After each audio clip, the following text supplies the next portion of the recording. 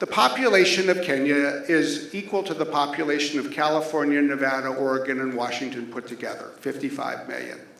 But what I find really striking is the rapid evolution of the digital aspects of it.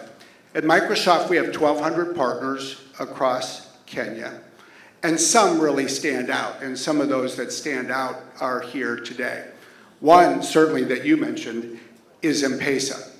And it's not just what M-Pesa is doing to just transform financial transactions, which is extraordinary, but we've partnered with the M-Pesa Foundation over the last few years and brought not just digital skilling, but financial skilling to 600,000 small and medium enterprises across the country. The education system, the president mentioned it, is just rippling across Kenya.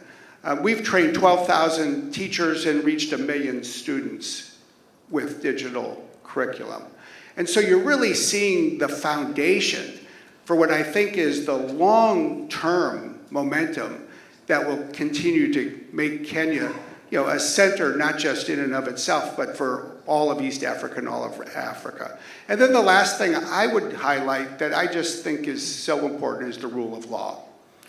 A low standard for taxes with low taxes, that helps. But a high bar for the rule of law, that's an imperative.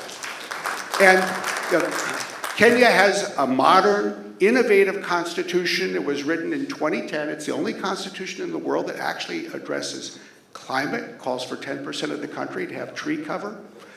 The presidential election last year was actually of enormous importance, not just to Kenya, but I think to Africa and the world, both because of the election of President Ruto, but because of the example it set for the stable and peaceful transition of power.